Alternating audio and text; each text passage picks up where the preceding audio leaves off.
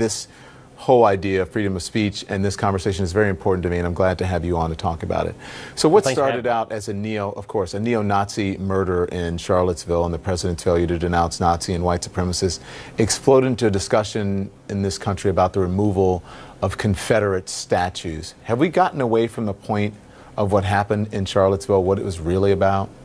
And it seems to me we clearly have, and I think that was the point of the alt-right and the white supremacists seizing on an issue that they know that there's actually broad public consensus on not moving a lot of these statues. There's a Quinnipiac poll that came out today showing that 50 to 39 Americans aren't big on the idea of moving all these statues out. So they seized on an issue that they think is a winning issue for them and then tried to broaden out their appeal that way. And I think a lot of folks on the left fell for it. They want to have this discussion anyway, and so they saw the opportunity to have this discussion, but it seems like a misdirection from what actually happened in Charlottesville. The issue in Charlottesville is white supremacy, not whether some people think that statues should come down or stay up, because clearly 50% of the American population doesn't want to keep these statues up just because they're a bunch of white supremacist racists. Did liberals get played by President Trump? I think pretty clearly they definitely fell for what was, whether he plans it or not, a trap for the left. I mean, he said, you guys don't have a limiting principle. You're going to go after statues of George Washington or Christopher Columbus or Thomas Jefferson. And now you're seeing that actually happen on the left. The most obvious stupid case is this banning of this reporter from ESPN named Robert Lee, an Asian guy, from covering an event at University of Virginia. You know, the political correctness of the left is actually driving people into Trump's arms, even though Trump's initial response to Charlottesville and then his Tuesday response to Charlottesville was entirely wrong. I think that one thing that Trump has had, he's just benefited from the fact that the left is constantly reacting to everything he says with an enormous level of passion, and I think that that's actually a negative.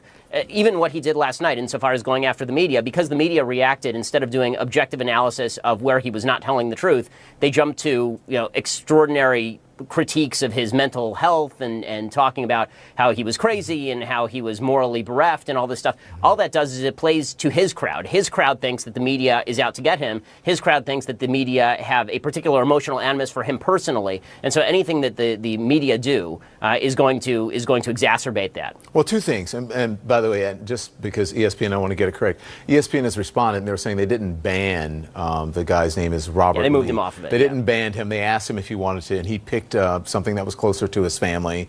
They said that they didn't ban him, and they were looking out for his own interest. They're trying to take away our culture. They're trying to take away our history. And our weak leaders, they do it overnight. The media is simply responding to people who are there protesting and to the story of the statues being taken down. The media hasn't called for the statues to be taken down. So I don't understand when he says the media is trying to take away your culture. What is... Well, I mean, I do think that one of the conservative critiques of the media, and this has been true for as long as I've been alive and probably before that, is that the media have an agenda, a political agenda, and they hide behind this patina of objectivity in order to press forward this political agenda. Don, you were very passionate about President Trump's statements about the media last night, and I think some of that was justified, but I think a lot of it actually goes to what his base thinks, which is they think that you have an animus particularly for President Trump, that you have an animus for his agenda on things like Confederate statues. I think you personally probably want to see these Confederate statues come down. I mean, is that true? I mean, I would assume you do. Listen, I lived in the South for a long time, and to tell you the truth, I knew the statues were there. I was offended by the statues. Whether they should come down, I would leave it up to the individuals. But I do think that they are insulting to people, just as you would you want to see a statue of Hitler as a Jewish person? No, I totally understand your point of view. The point is that you have a point of view, which I made earlier, would you want to go to? And listen, we shouldn't pretend that there's this fake objectivity. Everyone has a point of view. It doesn't mean that you're biased. And so, but just to get people to understand, as a Jewish person, you would not want to go to a Hitler high school. Well, that same effect, African Americans, that has the same effect. Robert E. Lee has the same effect on African Americans. And so, and also the Confederate flag. And so I think we have to be understanding of each other. It's not that I don't like the president or I have an agenda against the president. I'm simply speaking the truth as I see it.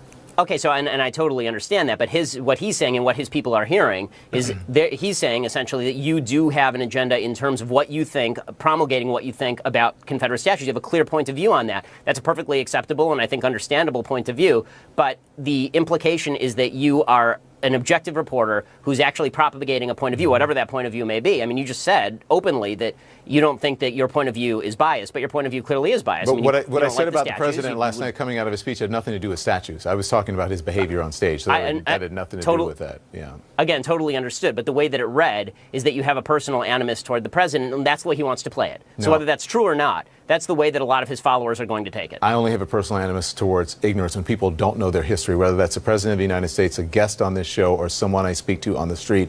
I think if you're going to be able to, you need to be able to defend yourself. And in order to defend yourself, in order to have a right, clear perspective, you need to know history and you need to be educated about it. And in many ways, I think people who are fighting for these issues are not.